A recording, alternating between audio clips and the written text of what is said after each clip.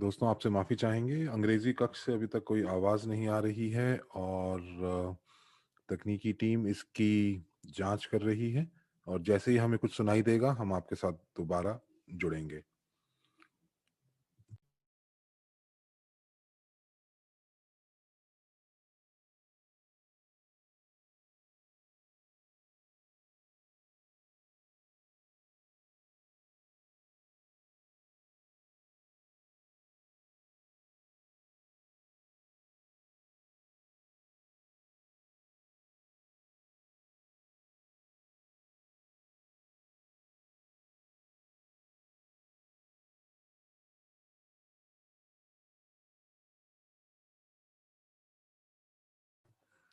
दोस्तों हम लोगों को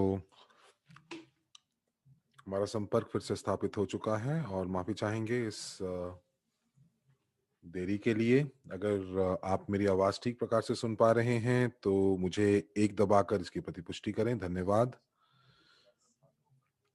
तो चलिए फिर से शुरू करते हैं। धन्यवाद आपकी प्रतिपुष्टि का। तो हम लोग यहाँ पर मरिया जी कह रही हैं कि जो भी आंतरिक एक्सचेंज में लेन-देन हुआ था, उसकी वजह से हम लोगों के जो क्रू के जो अंक थे, उनको अर्जित करने में दिक्कत हो रही थी और इस वजह से हम लोगों ने उसको ठीक किया और उसके बाद हम लोगों ने अ, कुछ लोगों को जो सीआरयू अंक थे, वो स्टेकिंग के परिणाम स्वरूप उनको मिले। तो ये सब चीज़ें जो हैं वो उस पे काम किया जा रहा है और अभी वो मरिया ये कह रही हैं कि अगर मैं अपने बैक ऑफिस में देखूं तो मेरा बैक ऑफिस जो है वो बिल्कुल ठीक प्रकार से काम कर रहा है और कुछ लोगों को आवाज़ आ रही है, कुछ लोगों को नहीं आवाज़ आ रही है। तो ये बहुत ही विचित्र सी बात है। तो अगर आप नहीं सुन पा रहे हैं, तो आप शायद दोबारा से लॉगिन या लॉग ऑफ कर सकते हैं।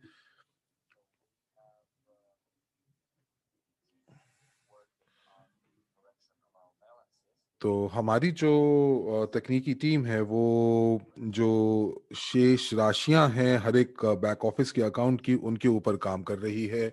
हम ये देख रहे हैं कि लेन-देन जो हुआ था उस दौरान वो ठीक था और कुछ अंकों को ज़्यादा जो हम लोगों ने अर्जित किया था या कम अर्जित किया था, तो ये सब चीज़ें जो थे हम लोग उसके ऊपर ध्यान रख रहे हैं।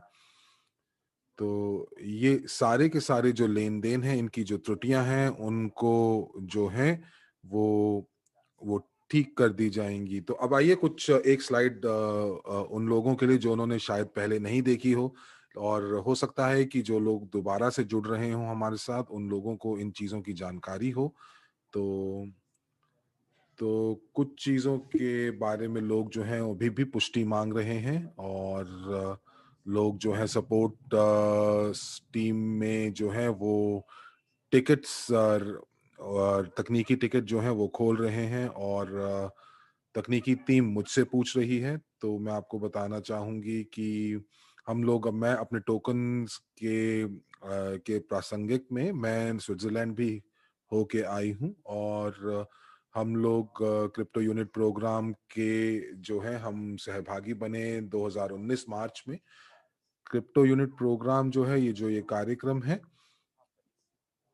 ये हमारी बहुत सारी कंपनियों से ग्रुप कंपनीज़ में से एक कंपनी है और इ हम लोगों को जो एकजुट करता है, वो मैं आपको ये बताना चाहूँगी कि ये एक तरह से एक पुल का काम करती है, एक कानूनी टीम से के बीच में से लेकर और जो हमारे जो और ग्रुप की कंपनियां हैं उसके बीच में। तो हमारी जो अ, हमारी जो कानूनी जो पहचान है, वो W Q C R U जो है, वो जो पंजीकृत है, वो जो जिसका संस्थापन हुआ है वो बीवीआई में हुआ है और यूजी पे जो है वो उसके पास पूर्ण रूप से हक है कि वो हमारे जो क्रिप्टो यूनिट टोकन्स हैं उनको वो बेच सकते हैं, खरीद सकते हैं। और उनके यूजी पे ग्रुप जो हमारी जो कंपनी है, उन्होंने एसईसी यूएसए को आवेदन दिया था कि वो जो है वो सीआरयू को बेचेंगे। और ये जो कंपनी है ये एसईसी को रिपोर्ट करेगी। और अगर जो बीवीआई की जो कंपनी है, ब्रिटिश वर्जिन आइलैंड की जो कंपनी है, वो अगर उन्होंने अगर उन्होंने एसईसी की तरफ आवेदन दिया होता, तो हम लोगों को शायद हमारे जो नामांकन था या जो आवेदन था वो रद्द कर दिया जाता। क्योंकि सभी को पता है कि जो बीवीआई की जो कंपनियां हैं, वो उनके ऊपर कोई भी आयकर टैक्स नहीं लगता, और वो कानून के दायरे से काफी हद तक बाहर हैं। और इसीलिए अगर आप देखें तो बहुत सारी निवेश कंपनियां जो हैं वो अपना कर बचाने के लिए वो बीवीआई में ही पंजीकृत करती हैं। लेकिन ऐसी बात नहीं है कि बीवीआई में बिल्कुल भी कोई कानून नहीं है या कोई कर नहीं लगता है। लेकिन हाँ, काफी कम लगता है। और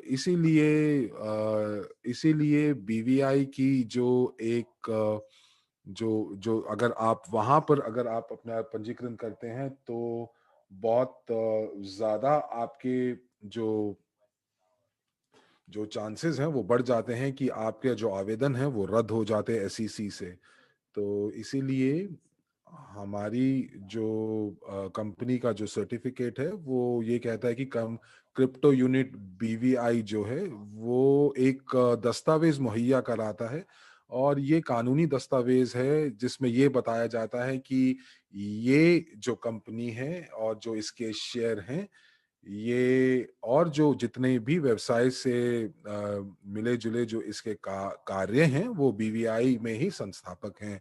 और हमारे जो अमरीकी जो वकील थे जो हम लोगों की आवेदन में मदद कर रहे थे एसईसी के साथ, तो उन्होंने हमें बोला और हम लोगों ने इस चीज का निश्चय किया कि हम लोगों को एक कंपनी बनानी पड़ेगी स्विट्जरलैंड के अंदर, जो हमारे टोकन्स को खरीद फिरौत करेगी, और अगर हमें अपनी साख का भी ध्यान है तो इसी वजह से हम लोगों ने एसईसी या सिक्योरिटी एक्सचेंज कमीशन से पे हम लोगों ने जो था वहाँ जो आवेदन दिया वो हम लोगों ने ज्यूरिक में या स्विट्जरलैंड की कंपनी से किया। और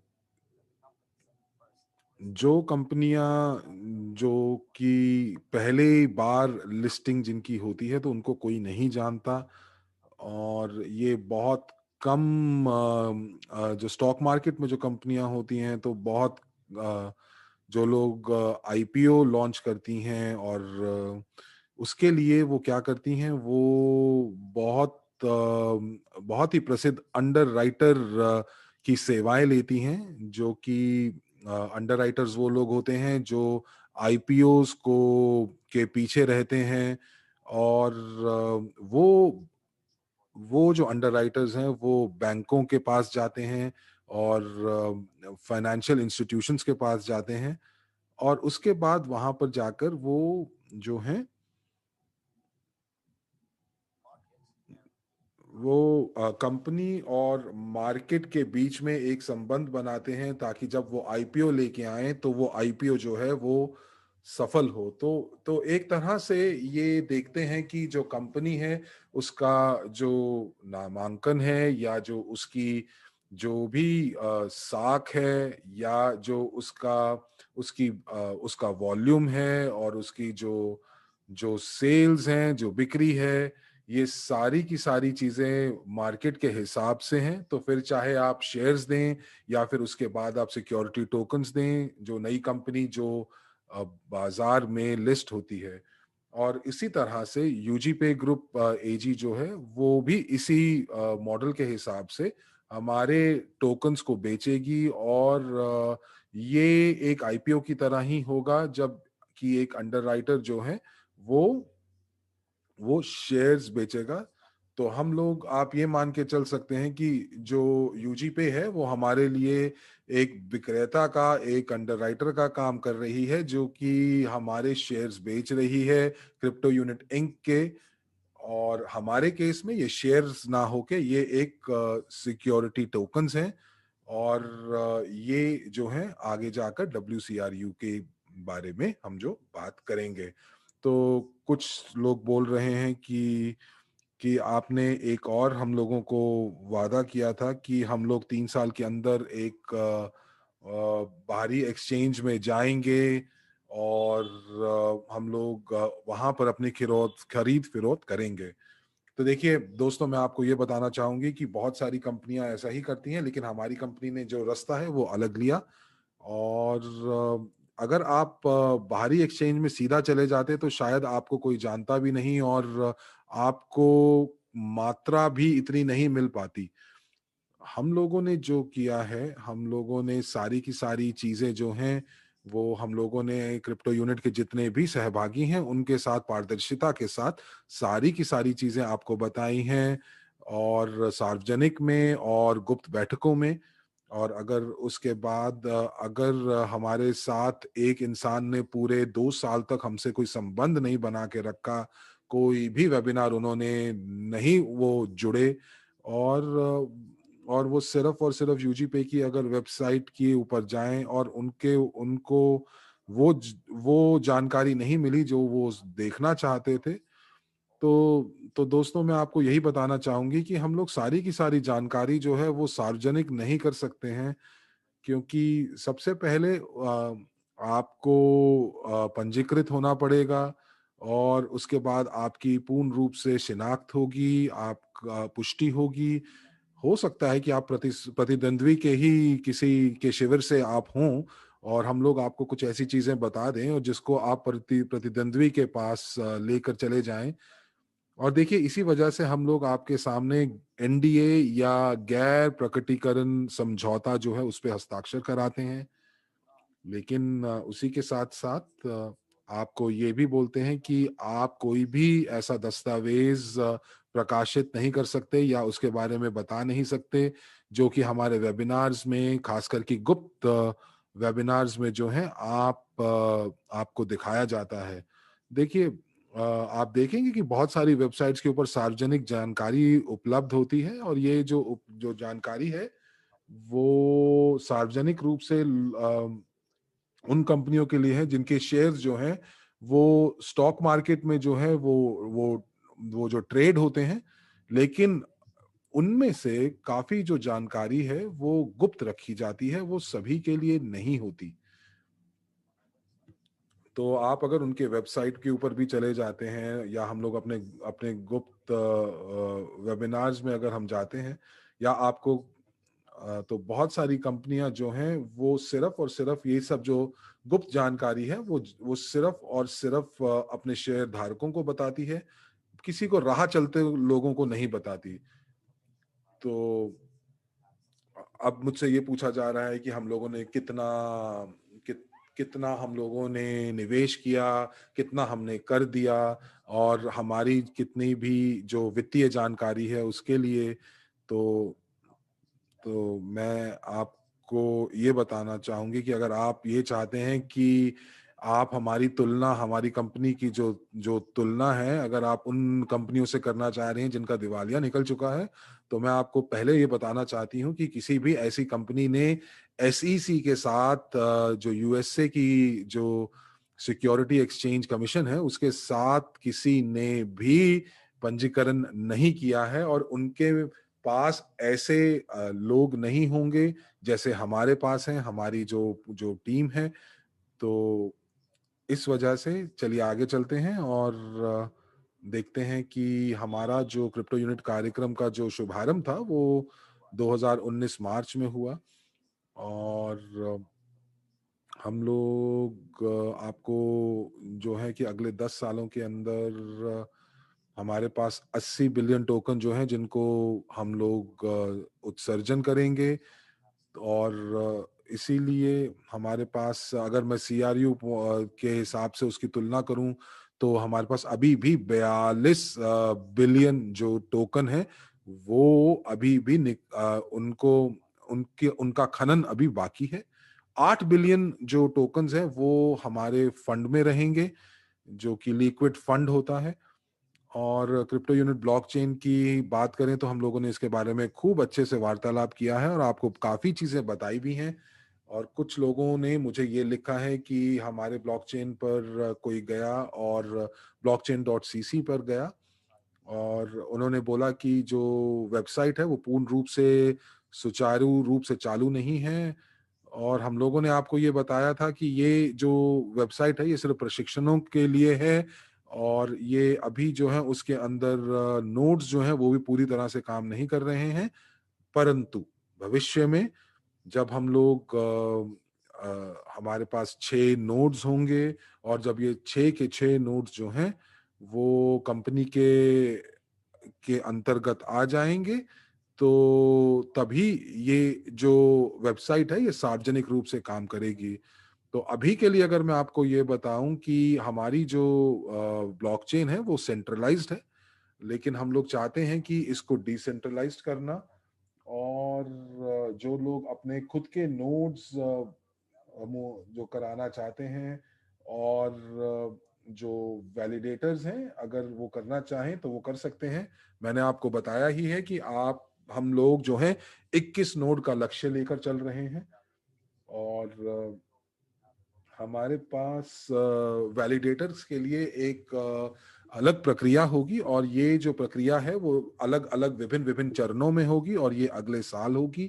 तो अगर आप ये कहें कि आप वेबसाइट पर जाकर पढ़ें और बोलें हमें कि हमारे पास सिर्फ 4 नोड्स हैं अभी, तो बिल्कुल ठीक बात है और ये जो 4 नोड हैं ये सिर्फ वैलिडेटर्स के लिए हैं। और जब हम लोग बढ़ेंगे और जब हम लोग अपना जो ऑपरेशंस है उसको बढ़ाएंगे तो ये नोड्स भी जो हैं ये बढ़ जाएंगे। तो आइए अब अपने टोकन्स के बारे में बात करें। तो कुछ प्रश्न हैं आप लोगों के टोकन्स के लेके कि हम लोगों को अनलॉकिंग, लॉकिंग, फ्रीजिंग ये सब क्यों चाहिए। तो देखिए दोस्तों कि अगर मैं वो मुझसे पूछते हैं कि जब हम लोग बिटकॉइन के ऊपर जाते हैं तो वो कभी भी या इथेरियम जो है वो कभी भी जो है वो जमे हुए नहीं होते या वो कभी लॉक्ड नहीं होते। देखिए ऐसा है कि जो जो बिटकॉइन है वो शेयर्स के रूप में नहीं इस्तेमाल होते हैं और हमारे लिए एसईसी की सबसे बड़ी जो जो शर्त है वो यही है कि हम लोगों को कुछ समय के लिए ये जो हमारे टोकन्स हैं उनको हम लोग जो है हमें उनको लॉक्ड के रूप में रखने पड़ेंगे। और अगर आप खबरों का ध्यान रख रहे हैं तो आपको पता चलेगा कि जो एलॉन मस्क की कंपनी थी और उन्होंने जब अपने शेयर दिए थे तो उनके जो शेयर थे वो 5 साल के बाद उनको मिले थे और उसके पहले उनके पास सिर्फ ऑप्शन थी। टेस्ला कंपनी जो थी उनके उनके पास सिर्फ और सिर्फ ऑप्शंस का एक विकल्प था।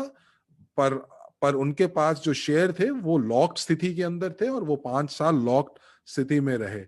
और अब उनके पास 5 साल के बाद उनके पास वो शेयर आए हैं जिनको अगर वो चाहें तो वो बेच सकते हैं। और तब तक के लिए इन 5 सालों में जो पूंजीकरण था वो टेस्ला का आपको पता ही है कि वो कहां से कहां पहुंच गया। तो इसी वजह से जब हमारी जो पूर्ण रूप से अनलॉकिंग है वो 35 महीनों में होती है, तो वो 1061 दिन जो कि हम लोगों को वक्त लगेगा जिसके लिए हमारा जो टोकन है वो पूर्ण रूप से अनलॉक्ड हो जाएगा। और आप देख ही पा रहे हैं जैसे कि स्लाइड के ऊपर दिखा हुआ है कि किस तरह से एक समय सारणी दी गई है। तो कुछ लोगों ने हम मुझे ये भी बोला कि मेरे कुछ लोग ये बता रहे हैं कि हमारे जो टोकन्स हैं वो 5 या 10 सालों में अनलॉक्ड होंगे, वो पूछ रहे थे।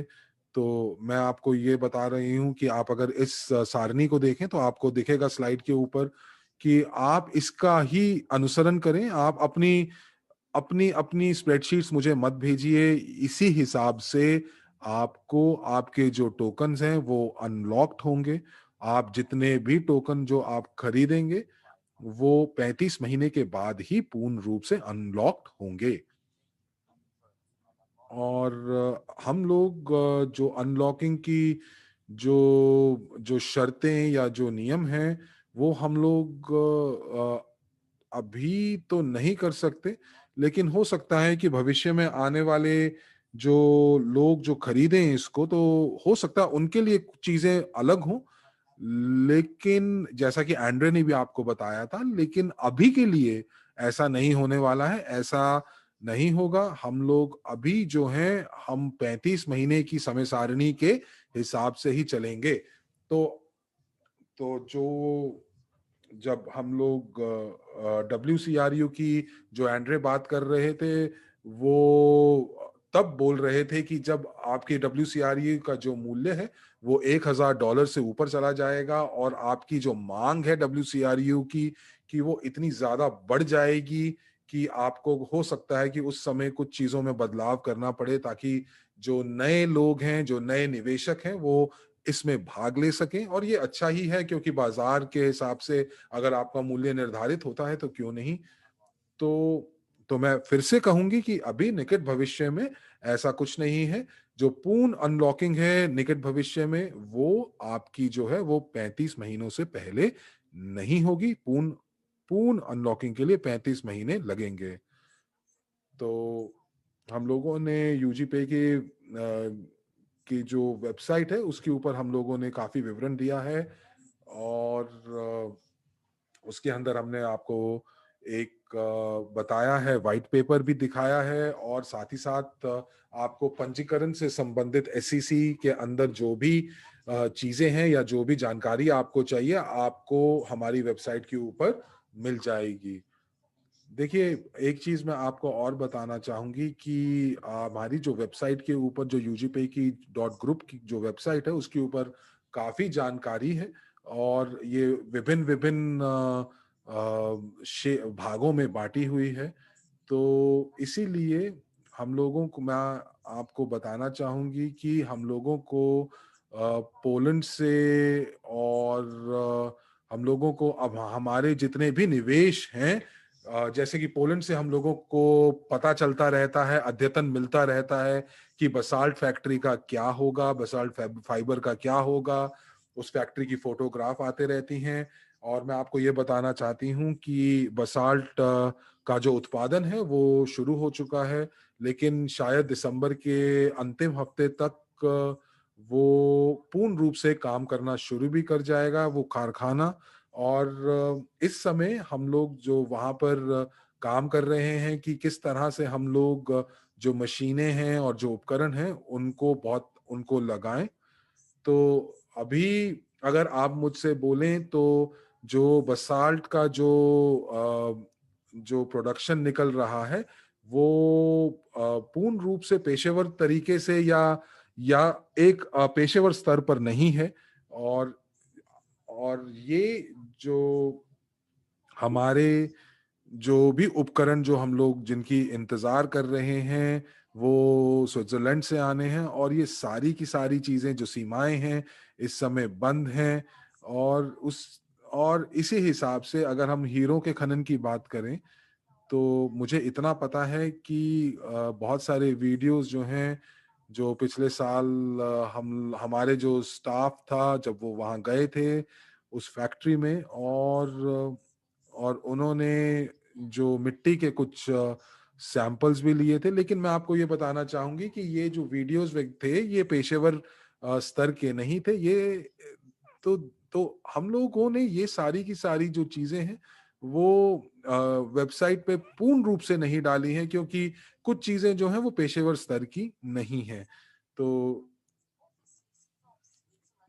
जित हमारे जो ऑफिस हैं जो स्विट्जरलैंड के अंदर हैं,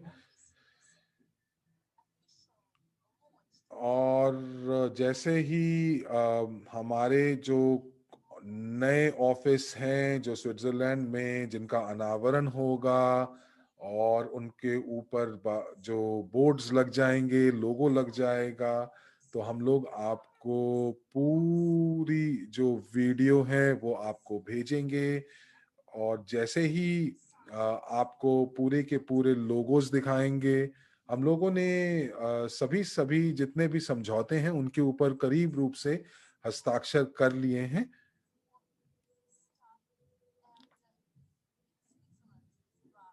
और स्विट्जरलैंड के अंदर हमारे जो कंप्लायंस ऑफिसर्स हैं, वकील हैं, जो हम लोग हमारे इस समय अगर आप बात करें तो हम लोग लोगों को वहाँ पर भर्ती कर रहे हैं। और मेरे हिसाब से दिसंबर के मध्य तक जो ऑफिस है स्विट्जरलैंड का वो पूर्ण रूप से तैयार हो जाएगा। ब्रांडेड ऑफिस होगा, हम उसकी पिक्चरें ले सकेंगे, फोटो खींच सकेंगे, बाहर से भी, अंदर से भी। और सभी इस दफ्तर के अंदर आपको दिखेगा कि ये पूर्ण रूप से सुचारू कार्यालय है। ये कोई ऐसा कार्यालय नहीं है जो कि सिर्फ हम लोगों ने कागजों पे बनाया है। आप लोगों को हम दिखाएंगे कि सारी की सारी चीजें जो हैं वो वहां पर पूर्ण रूप से, नियमित रूप से, कानून के हिसाब से उसको हम मेंटेन करेंगे। ये सारी चीजें अभी वेबसाइट के ऊपर तो नहीं है जैसा कि मैंने आपको बताया, लेकिन हम लोग बहुत अच्छे तरीके से काम कर रहे हैं, लगन से काम कर रहे हैं। और दिसंबर के मध्य तक ये ऑफिस जो है हम तैयार करने वाले हैं। तो मैं आपको ये बताना चाहती हूँ कि जो भी हमारे जो क्रिप्टो यूनिट टोकन है, ये इसके बारे में मैं आपको पहले बता चुकी हूँ। ये स्लाइड हम आगे कर सकते हैं। तो यहाँ पर हम लोग कुछ समय बिता सकते हैं इस पूरी स्लाइड पर। ये देखते हैं हम यहाँ कि जो आपके अनलॉक्ड सीआरयू हैं उसकी बहुत सारी विशेषताएं हो सकती हैं। तो जो सीआरयू आप खरीद रहे हैं जो कि पैकेजेस का एक भाग है, वो आपको लॉक्ड रूप में प्राप्त होते हैं। तो आप उनको वर्ल्ड सीआरयू में तब्दील कर सकते हैं, और जो लॉक्ड वर्ल्ड सीआरयू है उसको फिर आप स्टेक कर सकते हैं ताकि आपको अपनी आय यूएनटीबी में प्राप्त हो जाए। मैं पूरी कोशिश कर रही हूँ आपके सभी सवालों का जवाब देने के लिए। तो जो सीआरयू का स्टेकिंग है उसमें एंड्री होवरोतोव जी ने ये पुष्टिकरण किया है कि सभी लोग जो कि सीआरयू को स्टेक करेंगे अपने बैक ऑफिस में, उन्हें टैरिफ के हिसाब से प्राप्ति होगी। आप स्लाइड में देख सकते हैं, अगर उनका महीना पूरा ना भी हो तो भी उन्हें प्राप्त होगा। देखिए, अगर हम ब्लॉकचेन पर चले जाते हैं और जितने भी स्टेकिंग अनुबंध है वो टर्मिनेट हो जाते हैं आपके बैक ऑफिस में, तो वो सभी लोग जो आज स्टेक करेंगे उनको उनका ब्याज यानी इंटरेस्ट प्राप्त होगा महीना के अंत में। दोबारा से अब हम कल्पना करते हैं, मैं कोई सटीक संख्या के बारे में आपको नहीं बताऊंगी, लेकिन अगर हम मान लीजिए कल्पना करते हैं कि मान लीजिए कि हम पहले ये दिसंबर को जाते हैं ब्लॉकचेन पे, कल्पना करिए उदाहरण के लिए। तो आज 29 अगर आज 26 नवंबर है और हम लोग अगर माइग्रेट करते हैं ब्लॉकचेन पर महीने की शुरुआत में, तो भी आपको अपना पूरा ब्याज प्राप्त होगा पूरे महीने के लिए। और अगर आप तिथि जो भी तिथि होगी उसके हिसाब से जब हम क्रिप्टो वॉलेट पे जाएंगे तो आपको अपना पूरा जो लाभ है सो प्राप्त होगा। तो जो स्टेकिंग है क्रिप्टो वॉलेट में, उसके लिए हमारे पास कुल 3 बिलियन सीआरयू टोकन है। और ये जो कार्यक्रम है जिसमें आप सीआरयू को सीआरयू के लिए स्टेक करते हैं, ये केवल अनलॉक्ड सीआरयू के लिए ही उपलब्ध है। देखिए, लोगों अभी भी कहीं ना कहीं भ्रमित हैं। उन्हें लगता है उन्हें लगता है कि वो सीआरयू को सीआरयू के लिए स्टेक कर सकते हैं और वो पूरी सभी को कर सकते हैं, यानी लॉक्ड सीआरयू, वर्ल्ड सीआरयू और यूएनटीबी को भी वो स्टेक कर सकते हैं ताकि उन्हें बदले में सीआरयू मिल जाए। तो इसलिए दोस्तों, आप लोग बिल्कुल अपने दिमाग को साफ रखें, स्पष्ट रखें और बिल्कुल भ्रमित ना हो, क्योंकि सीआरयू को सीआरयू से करने के लिए जिसमें आपके पास फिक्स्ड इंटरेस्ट है 1.5% प्रति माह या 2.5% प्रति माह, उसमें आप केवल अनलॉक्ड यानी अनफ्रोजन सीआरयू को ही स्टेक कर सकते हैं। मुझे नहीं पता कि अनुवादक लोग बाकी भाषाओं में कैसे अनुवाद कर रहे हैं और क्यों हमारे पास अभी भी ये सवाल आ रहा है और लोग इतने भ्रमित क्यों हो रहे हैं। अनलॉक्ड सीआरयू वो हैं जो पहले से ही अनलॉक्ड हैं, यानी कि लोगों ने हमसे खरीदे ईआईपी जो कि 1 साल पहले से खरीदा हुआ है उन्होंने, और 1 साल उनको खरीदे खरीदे गुजर गया है और उनको वहां से अपना पहला जो अनलॉक्ड सीआरयू है वो प्राप्त हो चुके हैं, जिसको अब आप स्टेक कर सकते हैं सीआरयू प्राप्ति के लिए। और जैसे ही ये जो 3 बिलियन सीआरयू टोकन है ये समाप्त हो जाएंगे, खत्म हो जाएंगे, तो ये इस प्रकार की जो स्टेकिंग है ये और उपलब्ध नहीं रहेगी, क्योंकि लोग हमसे पूछते हैं कि कितने लंबे समय तक हम लोग इवेंटी स्टेकिंग को लागू कर सकते हैं। तो 8% का जो ब्याज है उसमें जो 4% है वो प्रति माह तरल यानी लिक्विड हो जाता है, और जो बाकी 4% है वो जोड़ा जाएगा इस स्टेकिंग, इस विशेष स्टेकिंग कार्यक्रम के लिए। कुछ बाधाएं हो सकती हैं जो कंपनी ने सेट करी हो, लेकिन इनको आगे आपसे परिचित कराया जाएगा। हो सकता है कि ये जो 3 बिलियन सीआरयू का पोर्टफोलियो है ये हो सकता है बहुत जल्दी डिस्पोज ऑफ हो जाए या खत्म हो जाए। तो इस तरह की एक संभावना हो सकती है कि जैसे ही हम हमारे क्रिप्टो वॉलेट में माइग्रेट करेंगे और लोग जो हैं जिन्होंने इवेंटी स्टेकिंग के अंदर 8% पे स्टेक किया होगा, तो हो सकता है कि उनको ये उपलब्ध हो केवल जनवरी में। और एक और जो कार्यक्रम है स्टेकिंग का उसको आने वाले समय में चालू किया जाए, तो इसके बारे में भी ना आपको भविष्य में बताया जाएगा। लेकिन जो मुख्य संकेतक यहाँ पे है वो समय सीमा नहीं है स्टेकिंग का, लेकिन महत्व की बात है कि जो संख्या है सीआरयू की वो कितनी है जो कंपनी ने आपको प्रस्ताव के रूप में दी है। तो जो ब्लॉकचेन एक्सप्लोरर है वहां पे आप ये देख सकते हैं, आप अपने क्रिप्टो वॉलेट में प्रवेश कर सकते हैं और वहां जाके आपको देखने को मिलेगा कि जो आपका सीआरयू स्टेक है वहां 3 बिलियन सीआरयू नहीं होंगे, लेकिन 1,500,000,000 के रूप में वहां पे लिखे होंगे। तो आप ये समझ सकते हैं कि जो कुछ और प्रकार की स्टेकिंग है आप नहीं स्टेक कर पाएंगे सीआरयू को सीआरयू के लिए, और केवल एक विकल्प रह जाएगा कि आप सीआरयू को केवल यूएनटीबी के लिए ही स्टेक कर पाएंगे। तो ये जो विकल्प है सीआरयू को सीआरयू के लिए स्टेक करना ये सीमित है, और इसमें बाधाएं हैं किस जो कि लगाई गई हैं संख्या पे निर्भर करता है, जिसमें ये सीआरयू का कितना संख्या है।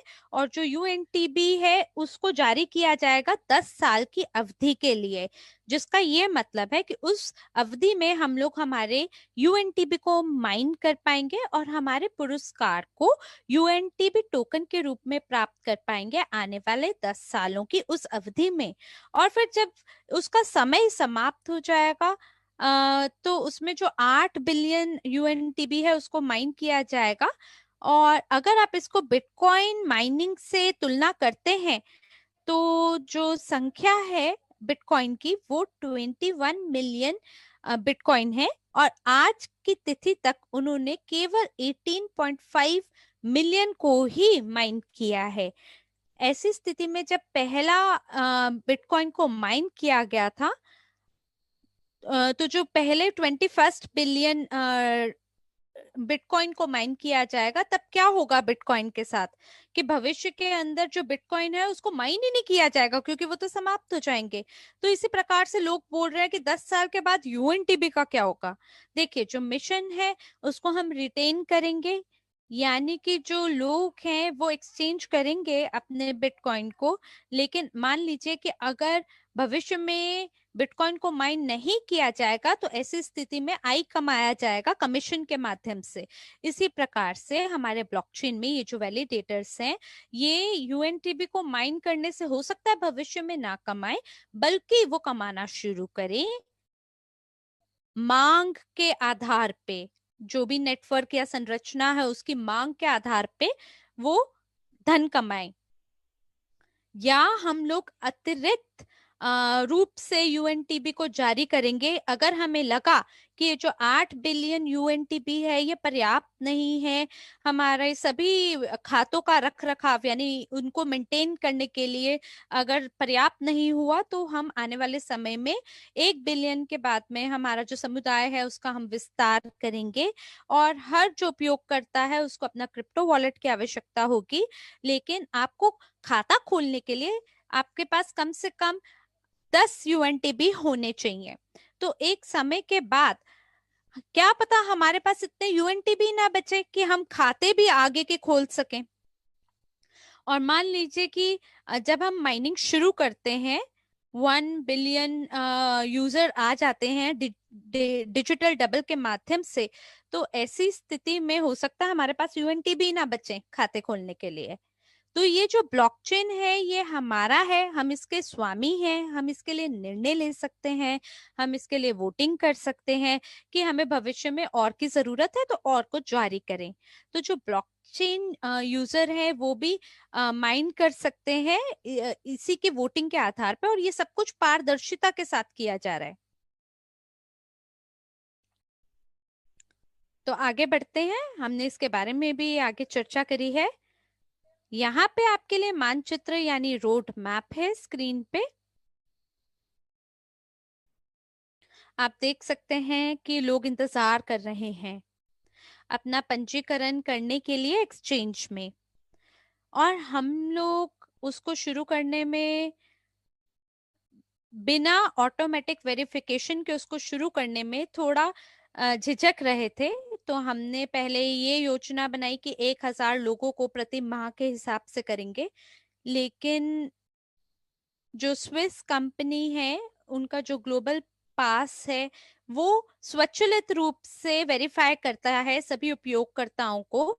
तो जो ग्लोबल पास विशेषज्ञ हैं वो लोग यहाँ पे हैं वेनस में, और ये हमारे लिए सरल है। उनके कार्यालय में जो भी विकासकर्ता लोग हैं या डेवलपर्स हैं उनके साथ हम लोग ट्रेस कर सकते हैं किसी भी त्रुटियों को, किसी भी बग्स को। और आज हमने जांच किया है इस वेरिफिकेशन का ग्लोबल पास के लिए रशियन पासपोर्ट का, और जो चित्र था वो सही नहीं था, इसलिए कुछ और दिन लगेंगे जांच करने में। लेकिन जो पंजीकरण है एक्सचेंज में, मुझे लगता है कि कल जैसे कि ये योजना बनाई गई थी इसको खोला जाएगा एंड्री होवरूतोव जी के लिए। वो अपने रेफरल लिंक को अपनी पहली पंक्ति के अंदर बांटेंगे या साझा करेंगे, और फिर लोग जो है वो पंजीकृत होंगे रेफरल लिंक के माध्यम से अपनी डाउनलाइन के। और अगर आपका अपलाइन के साथ कोई संपर्क ना हो तो ऐसी स्थिति में जो हमारी समर्थन सेवा सपोर्ट टीम है वो लिंक देंगी आपको, एंड्रे का नहीं लेकिन एक्सचेंज वालों का, और वहां से आप पंजीकृत हो सकते हैं। लेकिन मैं आपको ये सुझाव नहीं दूंगी कि आप पंजीकरण करने में जल्दीबाजी मचाएं। तो जो आपका पहला लिंक है उसमें आप जरूर जरूर प्रयास करें ऐसे व्यक्ति को ढूंढने को जो कि पंजीकृत हो चुका है एक्सचेंज में, और जिसको थोड़ी सी खुद में समझ हो कि ये कैसे काम करता है। और आप जब उनसे लिंक मांगे तो आप उनसे ये भी पूछ सकें कि किस बटन को क्लिक करना है, क्योंकि जो आपके इनवाइटर हैं वो स्तोत्र का ही जो लिंक का स्तोत्र है कि केवल उसी का स्तोत्र नहीं होंगे, लेकिन ये निर्णय आप खुद लेंगे। और जो पंजीकरण है उसका जो विकल्प है यानी पंजीकरण जो है वो एक्सचेंज पे खोला जाएगा, लेकिन जो वेरिफिकेशन है ग्लोबल पास का उसकी प्रक्रिया का उद्घाटन होगा अगले सोमवार। तो फिलहाल उसमें हो सकता है कि कुछ त्रुटियां या कुछ बग्स हमें मिले। तो जो प्रोग्रामर्स हैं उन्होंने बताया कि जो रूसी पासपोर्ट है उसके अंदर कुछ कुछ त्रुटियां हुई हैं, लेकिन जब जो पासपोर्ट मान लीजिए अगर बड़ा है बड़े पासपोर्ट को अगर लगाएंगे तो वो फ्रेम जो है विंडो का उसमें सटीक रूप से नहीं लगा, और जो चित्र है यानी जो इमेज है उसकी योग्यता क्वालिटी बेकार थी, इसलिए जो कंप्यूटर है उसने डिनाई कर दिया। और इसलिए ये जो ऑथराइजेशन की प्रक्रिया है कि जिसमें आप चित्र अपने चेहरे का खींचते हैं, ऐसे में 40 स्क्रीनशॉट्स को तैयार किया गया है इस काम के लिए। और इसमें कम से कम 50% जो स्क्रीनशॉट हैं वो उच्च योग्यता के होने चाहिए, हाई क्वालिटी के होने चाहिए। और जो कुछ भागीदार हैं उन्होंने ना अंधेरे कमरे में या डार्क कमरे के अंदर उन्होंने अपनी फोटो को खींचा, और इसलिए 40 के 40 जो है वो रिजेक्ट कर दी गई। और ये तो योग्यता पे निर्भर करता है, जो हमारे भागीदार हैं उनके पास किस प्रकार का कैमरा है उस पे निर्भर करता है। तो हम कोशिश कर रहे हैं कि हम इसको कहीं ना कहीं सरलीकरण करें, यानी सिंप्लीफाई कर दें इस पूरी प्रक्रिया का, ताकि ये जो वेरिफिकेशन के अंदर मुश्किल स्थितियां हैं वो ना रहें। लेकिन आपको वेरिफिकेशन और पंजीकरण की प्रक्रिया के माध्यम से गुजरना होगा, और अगले सप्ताह तक हम लोग सेटअप कर देंगे भुगतान भुगतान प्रणाली का। तो ये भुगतान प्रणाली जो है उसके माध्यम से आप बिटकॉइन, लाइटकॉइन, इथीरियम के माध्यम से आप टॉपअप कर पाएंगे। और ये सेटअप किया जाएगा सोमवार से, ताकि आप डिपॉजिट कर सकें एक्सचेंज पर। और इसी के साथ साथ सोमवार को हम लोग जांच करेंगे पेमेंट का बैक ऑफिस के अंदर यूजीपे ग्रुप के, जहां पर हम लोग वर्ल्ड सीआरयू की बिक्री को देखेंगे। और फिलहाल जो कंप्लायंस का पेमेंट सिस्टम के साथ जो प्रक्रिया है उसकी हम जांच कर रहे हैं। कल पहले भुगतान प्रणाली का हम जांच करेंगे यूजीपे के लिए कि बैंक में पैसा सरलता से जा रहा है या नहीं। अगर ये सरलता से चला जाता तो अगले सप्ताह सोमवार मंगलवार को ये निर्भर करता है कि कितना समय हमें चाहिए यूजीपे बैक ऑफिस को भरने के लिए पूरी जानकारी से अलग अलग भाषाओं में। उसी के हिसाब से हम लोग बेचना शुरू करेंगे वर्ल्ड सीआरयू को यूजीपे बैक ऑफिस में। और उस तिथि से जब वर्ल्ड सीआरयू का जो बिक्री है उसका उद्घाटन होगा, वहां से हम लोग लगभग 10 दिनों को गिन सकते हैं, जो आपका बैक ऑफिस है सीआरयू का, जिसके अंदर जरूरत होगी कि सारे जो भी आपके बैलेंस है उसको ठीक कर दिया जाए। जब वो ठीक हो जाएंगे तो हम लोग सीआरयू को बेचना बंद कर देंगे, और सारे जो अक्रूवल्स हैं या बैलेंसेस हैं उसको ठीक कर देंगे। और इसके लिए हमें ये पता चला है कि जो रेफरल सीआरयू हैं वो अभी भी हमें प्राप्त नहीं हुए हैं, ऐसी हमें शिकायतें सुनने को मिली हैं। और इसीलिए हमें सारी चीजों को सारे उपयोगकर्ताओं के खातों में ठीक करना है और सिंक्रोनाइज करना है। तो ये एक बंद चक्र है, क्लोज्ड सर्कल है। और ये जो सभी प्रक्रियाएं हैं ये हम एक साथ नहीं कर सकते हैं, इसको एक एक करके संभालना पड़ेगा, एक एक करके इसको करना पड़ेगा। और धीमे धीमे हम लोग हमारा जो क्रिप्टो वॉलेट है वहां तक पहुंच बनाएंगे। और वो लोग जिनके पास अनलॉक्ड सीआरयू हैं, जो चाहते हैं उन्हें बेचने के लिए, वो उसे एक्सचेंज पे हस्तांतरित कर पाएंगे। और वो सभी भागीदार जो अनलॉक्ड सीआरयू खरीदना चाहेंगे वो लोग अपने खातों को टॉप अप करेंगे एक्सचेंज पर किसी भी मुद्रा के साथ में, चाहे वो बिटकॉइन हो उसको यूएसडीयू में करेंगे। और वहां से वो लोग सीआरयू को खरीदेंगे यूएसडीयू के माध्यम से, या मान लीजिए वो फिएट मुद्रा को यूएसडीयू में तब्दील करें। तो ये दो प्रकार के जोड़ों में होगा, क्रू यूएसडीयू और दूसरा वाला यूएसडीयू के लिए। तो ये जो बाजार है यूएसडीयू के साथ, ये हमारा एक और टोकन है जो कि डिजिटल यूएस डॉलर है, future at CoinMarketCap पे, जहां पे हम मात्रा देखते हैं यूएसडीयू टोकन की।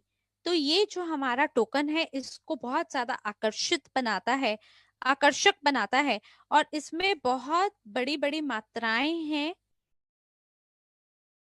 और भविष्य में थर्ड पार्टी जो क्लाइंट्स हैं वो इस्तेमाल कर पाएंगे यूएसडीयू के अंदर नहीं, लेकिन यूएसडीटी में। क्योंकि ये जो टीजर है इथेरियम ब्लॉकचेन पे, ये महंगा पड़ सकता है। आप $10 को अगर देते हैं तो कमीशन जो है वो ज्यादा पड़ता है आपको। तो $10 को आप टीजर में अगर भेजते हैं तो कमीशन आपको ज्यादा पड़ता है। तो इस तरह से हम लोग जो हमारा यूएसडीयू है उसके आकर्षण को लोगों के लिए बढ़ा सकते हैं। मैं ये नहीं जानती कि आपको ठीक से समझ में आया है या नहीं, जो हमारे भविष्य की जो भी हमारी संभावनाएं हैं। लेकिन मुझे लगता है कि जो अगली स्लाइड है वो आपके प्रश्न उत्तर से आधारित है। तो ठीक है, तो मैं आपके सभी प्रश्नों को यहाँ पढ़ने जा रही हूँ, जो हमारे पास सबसे पहले रूसी कक्ष में है, और उसके बाद 10 से 15 मिनट के बाद हम बाकी कक्षों से आपके सवालों को पढ़ेंगे। और इसमें बहुत ज्यादा समय हम नहीं लेंगे करने में, क्योंकि ये बेहतर है कि आपके सभी सवालों को हम लिखित में जवाब दे दें, ताकि जो भी अनुवाद है उसके अंदर कोई चीज आपके हाथ से छूटे ना। तो हमारे पास गूगल फॉर्म है, और वहां पे आप अपने सभी सवालों को लिख सकते हैं। और मैंने अभी एक ऐसा सवाल यहाँ पे पढ़ा है जिसको मेरे से पहले कभी नहीं पूछा गया है। एक्सचेंज जो है सीआरयू का, वर्ल्ड सीआरयू में 12 महीने के बाद वो 1-to-1 होगा या नहीं। देखिए, ये इतना समान तौर पे पूछा नहीं जाता है ये सवाल, और आप क्लोज वेबिनार में हैं, लोगों को शायद नहीं समझ में आया। जो एक्सचेंज है सीआरयू का, वर्ल्ड सीआरयू में ये 1-to-1 होगा। लेकिन अगर कोई सेकेंडरी मार्केट नहीं होगी डब्ल्यू के लिए, और मान लीजिए कि केवल सीआरयू मार्केट ही उपलब्ध है, तो हम ये नहीं जानते कि क्या कीमत होगी उन दो टोकन की आने वाले 12 महीने में। हो सकता है कि जो स्थिति है वो ऐसी हो कि 12 महीने में ये जितने भी सीआरयू हैं इसको डब्ल्यू में एक्सचेंज कर दिया जाए। ऐसी स्थिति में कोई तुक नहीं बनती कि हम लोग चर्चा करें कि क्या रहेगा। और लोग जो हैं ऐसी घटनाओं के बारे में क्यों चर्चा करना चाहते हैं जो 1 साल के बाद होंगी। क्योंकि देखिए, हमें थोड़ी ना पता है कि हमारे उपयोगकर्ता कैसा बर्ताव करने जा रहे हैं, कि क्या वो अपने सभी सीआरयू को एक्सचेंज करना चाहेंगे डब्ल्यू में या नहीं। हो सकता है कि सभी ये चाहें, लेकिन भविष्यवाणी करना इतना सरल नहीं है कि आने वाले 12 महीने में भविष्य कैसा होगा। तो जो सीआरयू का एक्सचेंज है वर्ल्ड सीआरयू में, ये हमेशा 1-to-1 होगा, लेकिन जो टोकन की कीमत है सो तो अलग हो सकती है। और शायद ये जो अनलॉक्ड सीआरयू है ये 2 गुने होंगे वर्ल्ड सीआरयू की कीमत से। तो जो अनलॉक्ड सीआरयू है उसका बहुत ही बड़ी कार्य क्षमता है। आप उसको सीआरयू के लिए स्टेक कर सकते हैं, यूएनटीबी के लिए स्टेक कर सकते हैं, आप उसे बेच भी सकते हैं। और एक ऐसी स्थिति भी आ सकती है जहां पे हम वर्ल्ड सीआरयू को बैक ऑफिस पे बेचेंगे यूजी पे के 35 सेंट पे। और मान लीजिए कि सीआरयू एक्सचेंज पे $2 की कीमत अगर रखेगा, तो ऐसी स्थिति में क्या आप अपने अनलॉक्ड सीआरयू को एक्सचेंज करेंगे वर्ल्ड सीआरयू के लिए? नहीं, क्योंकि ये हो सकता है आपके लिए बेहतर हो कि आप वर्ल्ड सीआरयू को 35 सेंट पे खरीदें। लेकिन मान लीजिए कि ऐसी ये स्थिति अगर उलट जाए, जहां सीआरयू सस्ता हो वर्ल्ड सीआरयू से बैक ऑफिस के, कि हमने बेचा 35 सेंट पे और एक्सचेंज पे वर्ल्ड सीआरयू आप खरीद रहे हैं 20 सेंट पे, तो ऐसी स्थिति में आप क्या करेंगे? आपके लिए लाभदायक यही होगा ना कि आप इसे 1-to-1 एक्सचेंज करें, क्योंकि आपने 12 सेंट पे खरीदा और ये 35 सेंट बैक ऑफिस में इसकी लागत है, लेकिन जितना सीआरयू को आप एक्सचेंज पे खरीदेंगे उसको कन्वर्ट करने के लिए WCRU में उतनी ऊंची कीमत होगी इसके टोकन के लिए। और अगर ये महंगा हो जाता है तो ये आपके लिए लाभदायक नहीं होगा बैक ऑफिस से करना। तो अलग अलग स्थिति का अलग अलग परिणाम हो सकता है, और हम फिलहाल तो भविष्यवाणी नहीं कर सकते हैं।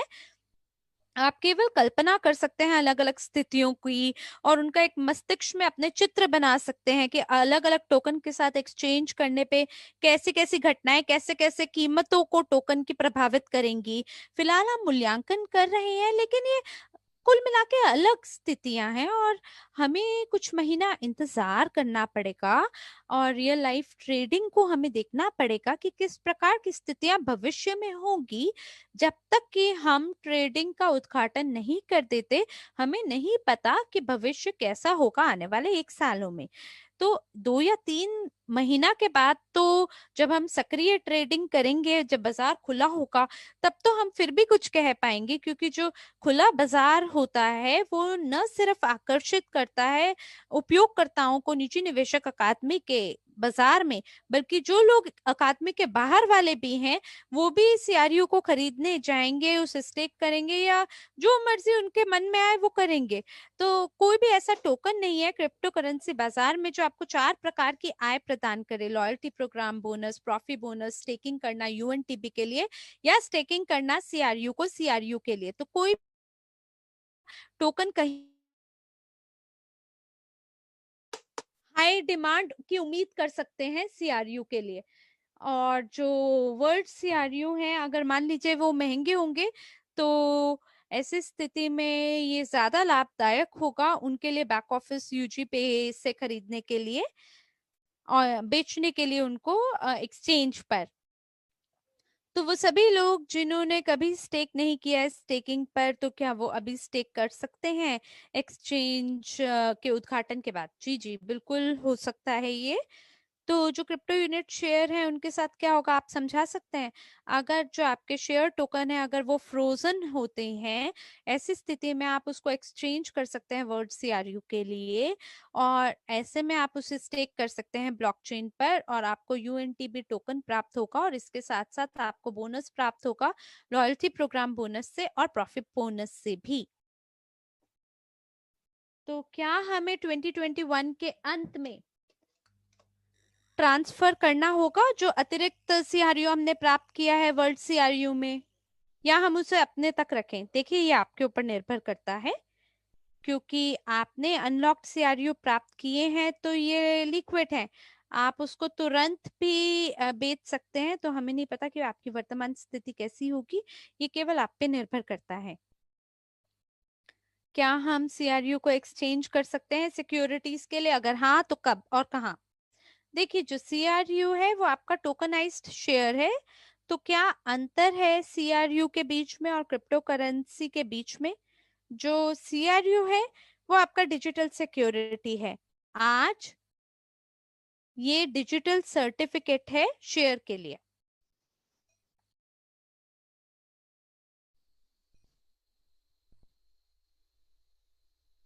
अगर आपने पढ़ा हो हमारे एप्लीकेशन को सिक्योरिटी एक्सचेंज कमीशन पे, वो सभी भागीदार जो अंग्रेजी बोलते हैं, आप लोगों ने देखा होगा कि कंपनी ने दस्तावेजों को समर्पित किया है शेयर्स को डिजिटलाइज टोकन के रूप में, सिक्योरिटी टोकन के रूप में। और जो मेच्योरिटी है, जो मेच्योरिटी अवधि है कंपनी के लिए, वो 5 साल की है। इसका क्या मतलब है? इसका ये मतलब है कि 5 साल के लिए जो यूजीपे है, यूजीपे ग्रुप एजी, उनको ऑडिटेड रिपोर्ट देनी होगी सिक्योरिटी एक्सचेंज कमीशन पर भविष्य की लिस्टिंग के लिए स्टॉक मार्केट पर। और ये जो 5 साल की अवधि है ये हमें रेगुलेटर्स के माध्यम से प्रदान की गई है, और 5 साल के अंदर अगर सब कुछ बढ़िया तरीके से चला, अगर आपने अच्छे से सभी टोकन को बेचा है, अगर आपकी अच्छी भविष्य की व्यवसाय योजना है और आपकी योजना के अनुसार ही सब कुछ अगर चला, तो ये जो मेच्योरिटी अवधि है 5 साल की, इसका ये मतलब होगा कि आप इसके तहत किसी भी स्टॉक एक्सचेंज पे जा पाएंगे। ये न्यूयॉर्क स्टॉक एक्सचेंज होगा, कोई भी अमेरिकी स्टॉक एक्सचेंज हो सकता है, और ये मैच्योरिटी अवधि को कम भी किया जा सकता है। हो सकता है आपको 5 साल के लिए इंतजार ना करना पड़े, हम इसे 1 साल के अंदर भी कर सकते हैं। हम लिस्ट कर सकते हैं स्टॉक मार्केट पे, अगर हमारा जो लाभ है, अगर जो हमारा पूंजीकरण है वो किसी एक विशेष स्थिति तक पहुंच जाए जैसा कि हमने सोचा है। और अगर हमारी जो सभी स्थितियां हैं, वो अगर सभी जो हमारे बिंदु हैं, आकर्षक बिंदु हैं, वो बढ़िया रहे और लोगों के लिए आकर्षक हुए, तो जो सभी निवेशक उससे खरीद लेंगे। और कुछ ऐसे संकेतक हैं जिसका अगर मेल हो जाए, तो हो सकता है कि कंपनी 1 साल में मैच्योर हो जाए, 2 साल में मैच्योर हो जाए, 3 साल में मैच्योर हो जाए। ये आने वाले भविष्य की बात है। और उस समय पे हम लोग निर्णय लेंगे, जब हम लोग अच्छे से मैच्योर हो जाएंगे, तब हम ये निर्णय लेंगे कि जो सिक्योरिटीज हैं उनको जारी किया जाएगा या नहीं स्टॉक एक्सचेंज पे, जो कि आईपीओ होगा, या जितने भी जो हमारे स्टॉक एक्सचेंज हैं वहां पे सभी सिक्योरिटीज को डाला जाएगा। फिलहाल जो डिजिटल एसेट है टोकन्स का, ये जो टोकन होल्डर है उसको ये अधिकार मिलता है कि वो शेयर होल्डर बन जाए और रजिस्ट्री ऑफ शेयर होल्डर के अंदर उनका नाम अंकित हो जाए। तो इसमें आपको ये गारंटी मिलती है कि आप शामिल है रजिस्ट्री में, कि आपके पास टोकन है और आपके पास ब्लॉकचेन है, और आप रजिस्ट्री जो है शेयर होल्डर की उसमें आपका नाम है। तो ये एकदम एनक्रिप्टेड होगा। तो ये हमारा ये इसी को हम कहते हैं हमारा सीआरयू टोकन। ये केवल एक कागज नहीं है, शेयर नहीं है। ये सिर्फ शेयर या सिक्योरिटी नहीं है जिसको आप मॉस्को एक्सचेंज स्टॉक एक्सचेंज या न्यूयॉर्क स्टॉक एक्सचेंज पर बेच सकते हैं। जो जो क्रिप्टो परिसंपत्तियां हैं वो क्रिप्टो एक्सचेंज में खरीदी बेची जाती हैं, और उनके ऊपर इतना ज़्यादा पाबंद नहीं होता। आप गूगल करके देख सकते हैं कि कितनी ऐसी स्टॉक एक्सचेंज हैं जो हमारे देश में है। हमारे पास सिर्फ मॉस्को और सेंट पीटर्सबर्ग हैं, लेकिन हो सकता है कि कुछ और हो। लेकिन रशिया के अंदर जो मुख्य मार्केट है वो दो हैं। और अब आप गूगल कर सकते हैं कि कितनी स्टॉक एक्सचेंज आपके देश में है। मुझे पता है कि अमेरिका के अंदर नैस्डैक, शिकागो, डाउ, और कितनी हैं, और कितनी सारी क्रिप्टो एक्सचेंजेस हैं। मैं आपको बता दूं कि एस्टोनिया के अंदर 500 क्रिप्टो एक्सचेंजेस हैं, क्योंकि क्योंकि क्रिप्टो एक्सचेंज जो है वो आसानी से खुल सकती है, लेकिन स्टॉक एक्सचेंज इतनी आसानी से नहीं खुल सकती। तो जो जितने भी ये जो टोकन के रूप में एसटीओज या टोकन के रूप में ये जो शेयर्स है, तो ये जितनी भी छोटी कंपनियां हैं वो पूंजीकरण अपना बाजार से बढ़ा सकती हैं। और एक बार जब वो ऐसा कर देती हैं, तो वो कुछ समय के बाद वो अपनी लिस्टिंग जो है वो बड़े स्टॉक एक्सचेंज पर कर लेती है।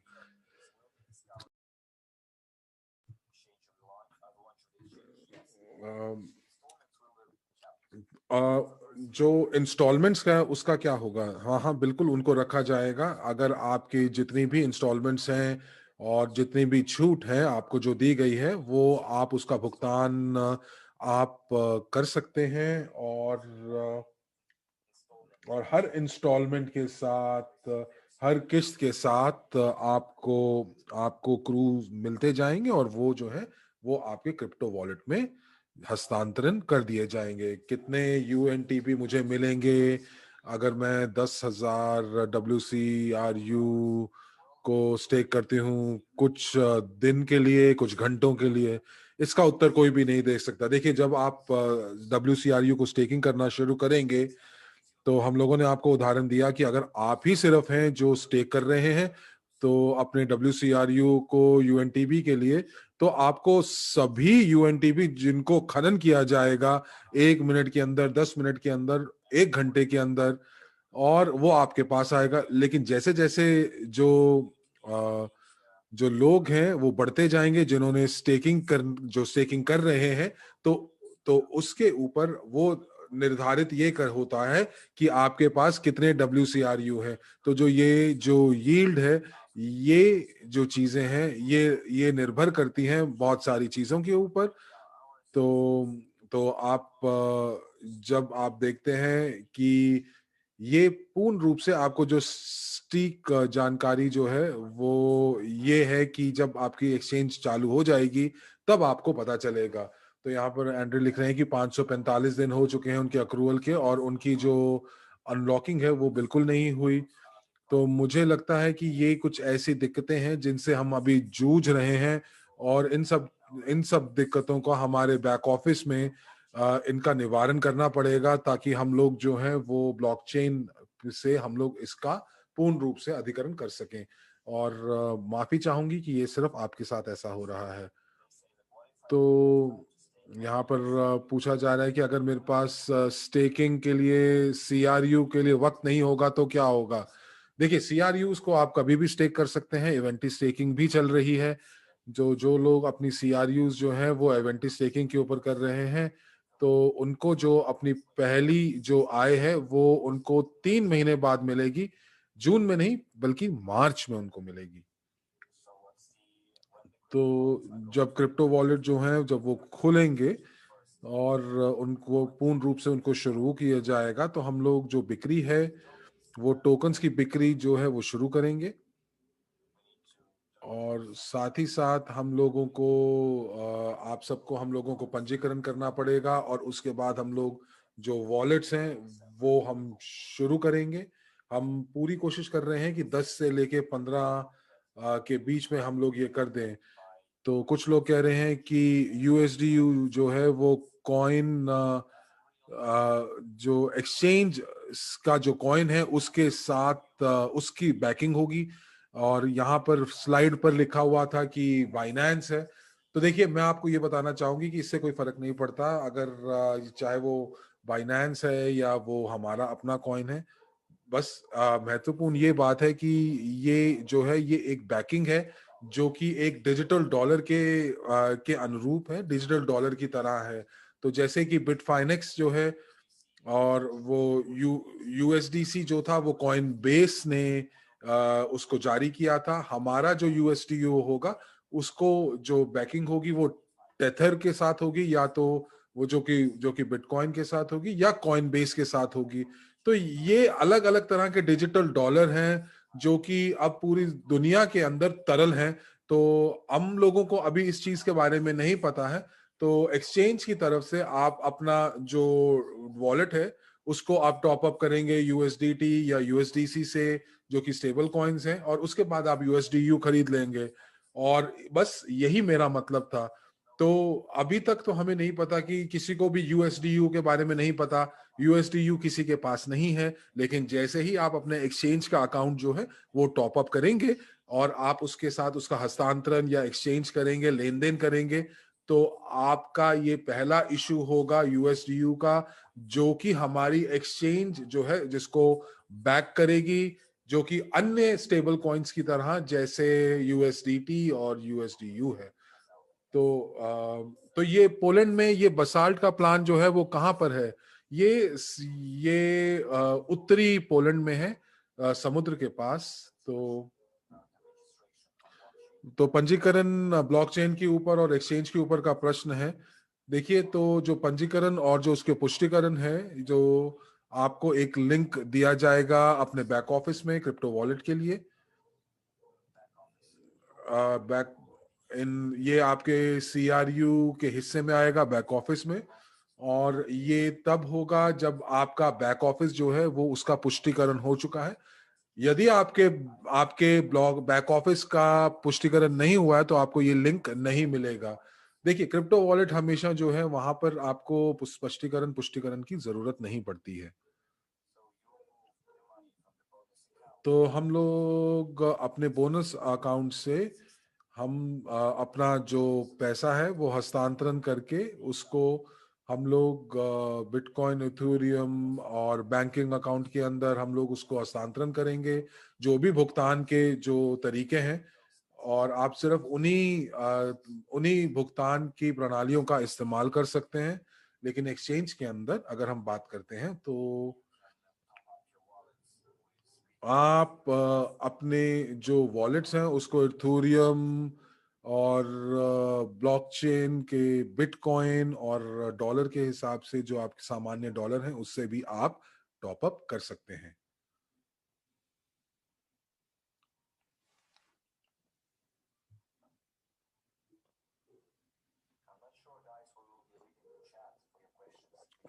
दोस्तों, आपसे निवेदन है कि आप अपने प्रश्न जो है वो Q&A में डालिए।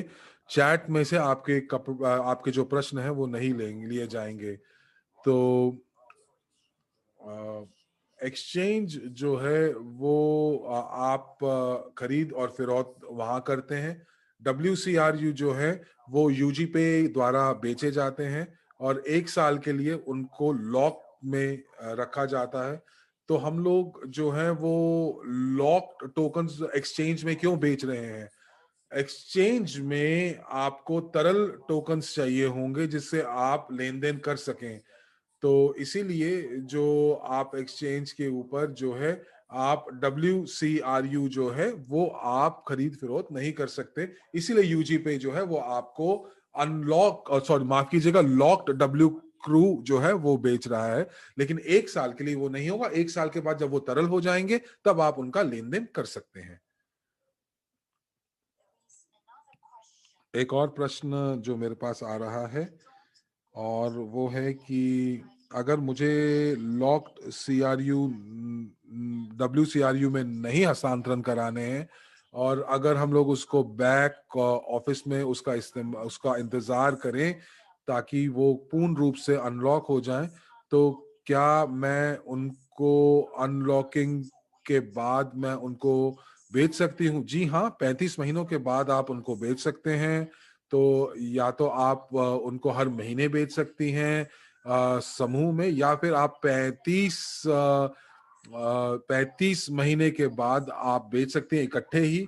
और मुझे लगता है कि WCRU की जो मूल्य है वो इतना ज्यादा हो जाएगा कि आपको सभी को बेचने की जरूरत नहीं पड़ेगी। जब हम ब्लॉकचेन के ऊपर जाएंगे तो वहां पर VIP सदस्यता तो नहीं चाहिए होगी। CRU टोकन जो है आपके जो वॉलेट में है वो आप बिना एक्सचेंज के पंजीकृत भी कर सकते हैं।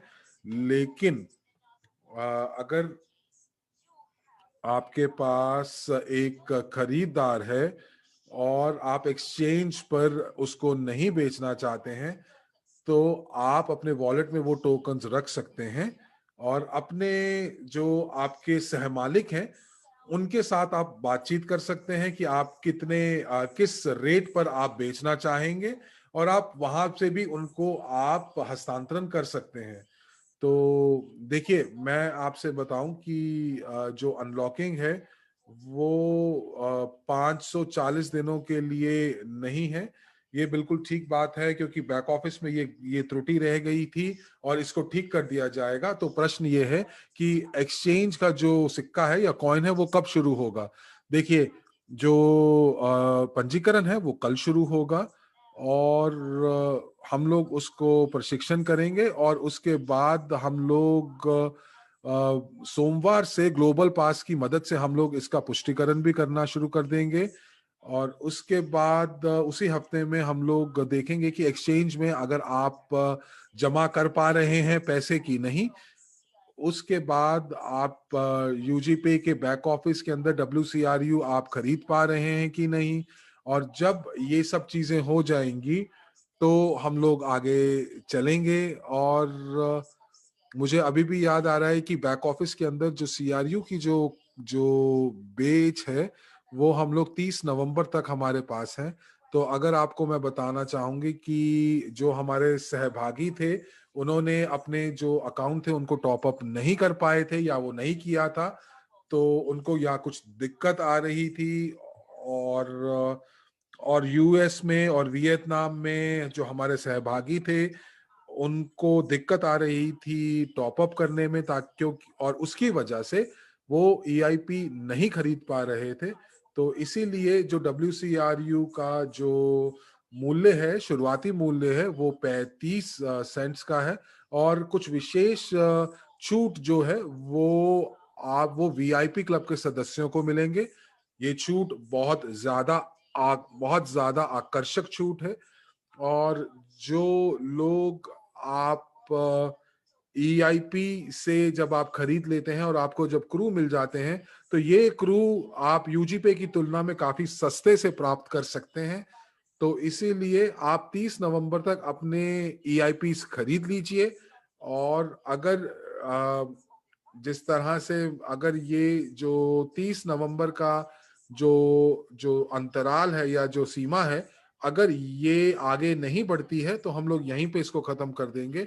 लेकिन अगर आगे बढ़ती है तो लोग देखेंगे कि जो WCRU का जो मूल्य है वो 35 सेंट्स है, और जो CRU का जो मूल्य है अगर वो 14 सेंट्स है, तो लोग जो है उसको बदलने के लिए बोलेंगे। पर मैं आपको ये बता दूं कि जैसे जो CRU जो है आपके बैक ऑफिस में, जब हम लोग उसकी जो खरीद फिरौत है वो निलंबित कर देंगे, पर उसके लिए सोना थोड़ा वक्त लगेगा। और आप सिर्फ और सिर्फ जो भी समाचार आपको दिए जा रहे हैं आप उनका पालन कीजिए, उनका ध्यान रखिए। और जैसे ही ये चीज जो माफ कीजिएगा, जो बैक ऑफिस में जो CRUs जो हैं जब ये खत्म हो जाएंगी, तो हमें सिर्फ 10 दिन चाहिए होंगे ताकि हम लोग एक्सचेंज के साथ अपना बैक ऑफिस जो है वो सिंक्रोनाइज कर सकें, और उसके बाद हम लोग अपनी एक्सचेंज जो है वो शुरू कर देंगे। तो ये थी हमारी कार्यसूची थी। तो मैं आपको बताना चाहूंगी दोस्तों कि मैं ग्लोबल पास के ऑफिस में हूँ, और वो मेरा इंतजार कर रहे हैं कि मैं ये सत्र खत्म कर दूं, क्योंकि मेरा इंतजार हो रहा है कि जैसे ही सत्र खत्म होगा और ये ऑफिस जो है वो बंद होगा। तो इसीलिए हम लोग आप लोग जो है अपने फॉर्म्स के अंदर जो है वो प्रश्न लिख दीजिए ताकि हम लोग उसका उत्तर दे सकें। पर मैं आपको ये बताना चाहती हूँ कि हम लोग यहाँ पर आपके लिए ही काम कर रहे हैं, और इसलिए काम कर रहे हैं कि आपको आगे कोई दिक्कत ना है। और हम लोगों के पास वक्त की बहुत कमी है, और कुछ ऐसे समाचार आपको देना चाहते हैं जो कि मैं आपको बताना चाहती थी, लेकिन मेरे पास वक्त नहीं था कि मैं नए स्लाइड्स बना सकूं। लेकिन आप इतना समझें कि हम लोगों के पास जो जो वर्कलोड है, जो कार्य है, और जो ये कंपनी है यूजी पे, जो कि स्विट्जरलैंड की कंपनी है, ये बहुत शक्तिशाली कंपनी है। और ये पंजीकर इसके पास सारे के सारे जो भी इनका जो कार्य है वो कानूनी कार्यवाही है, वो बहुत अच्छे और सटीक तरीके से कर रहे हैं। साथ ही साथ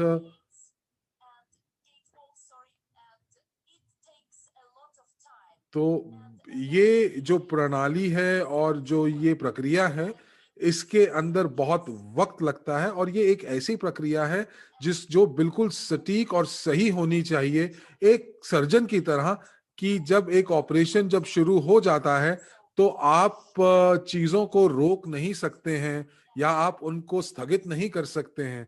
तो इसीलिए इस समय हमारा जो काम है वो भी वैसा ही है।